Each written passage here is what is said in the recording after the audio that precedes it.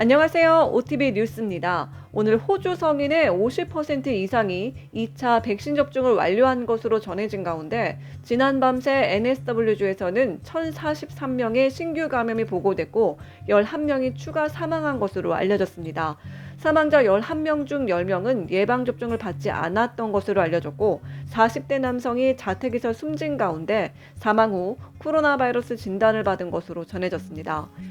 이런 가운데 NSW주에서는 16세 이상 인구의 84.1% 이상이 첫 번째 접종을 받았고 56.6%가 두 번째 접종을 받은 것으로 집계됐습니다. 블랙타운과 캠벨타운에서는 90% 이상 백신 접종을 받았고 캠덴에서는 95% 이상이 접종한 것으로 나타났습니다.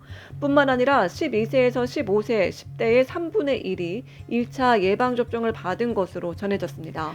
한편 일라와라에서 코로나 바이러스 사례가 증가하고 있는 것으로 나타났습니다. 특히 울룬건과 쉘하버에서 103명의 새로운 사례가 감지됐습니다. 한편 글래디스 베레즈클리안 NSW 주총리는 주정부가 70%의 완전한 예방접종과 재개방의 첫 단계에 접근함에 따라 주의를 표명했습니다.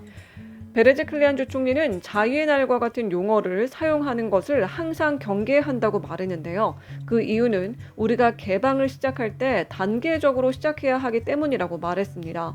또한 사람들이 완전히 예방접종을 받았더라도 건강 조건이 취약하다면 심각한 방식으로 질병에 걸리거나 더 악화될 수 있음을 기억해야 한다고 덧붙였습니다. 그는 재개방을 조심스럽게 할 것이라고 강조했습니다. NSW 정부는 곧 70% 이정표를 달성할 것으로 예상되는 10월 11일에 다다랐을 때 다음 단계에 대한 세부 사항과 80%의 목표를 완성하기 위해 오늘 위기 국무회의를 개최합니다.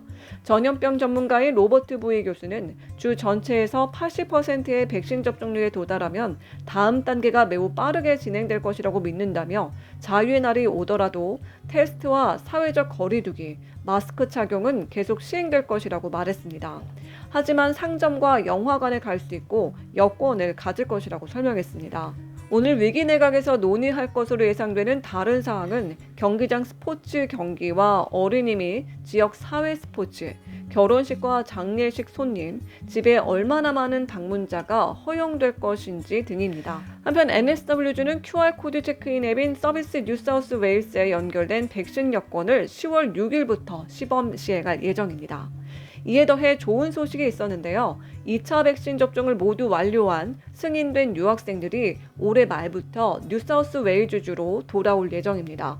학생은 호주 의약품 허가처가 승인한 화이자 백신과 모더나 백신, 아스트라제네카 백신을 2차 접종해야 입국 우선권이 부여됩니다.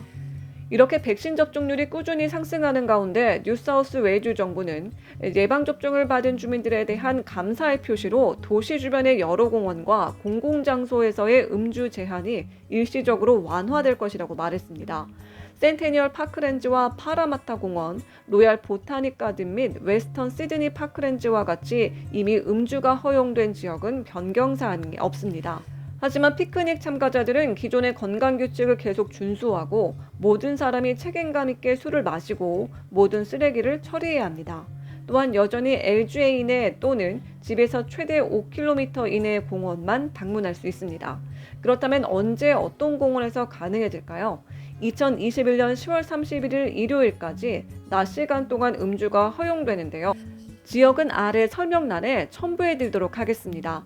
한편 빅토리아주에서는 신규 지역 감염자 733명과 사망자 1명이 보고된 가운데 수요일 멜번 집회에 참석한 시위자가 코로나19 확진 판정을 받고 병원에서 치료를 받고 있는 것으로 확인됐습니다.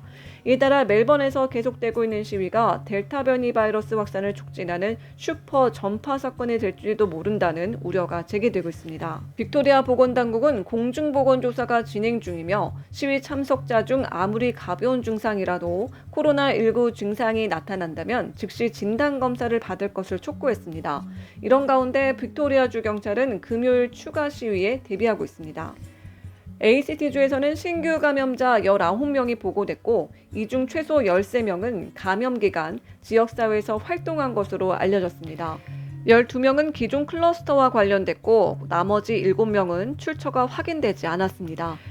이런 가운데 캔버라 북부에 위치한 갈보리 헤일은 리타이먼트 커뮤니티에서 근무하던 간호사가 확진 판정을 받았습니다.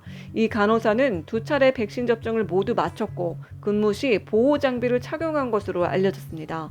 또한 이 시설과 관련된 추가 확진자가 나왔으며 이들 수치는 내일 집계에 포함될 예정입니다.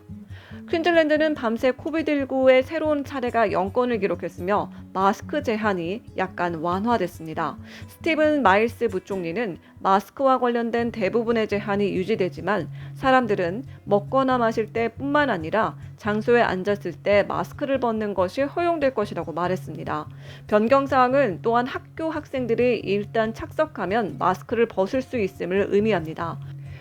오늘도 호주 코로나 상황과 관련된 이모저모 소식 가져와 봤습니다. 도움되셨길 바라고요. 좋은 하루 되시고 저희는 다음 영상에서 또 봬요. See ya!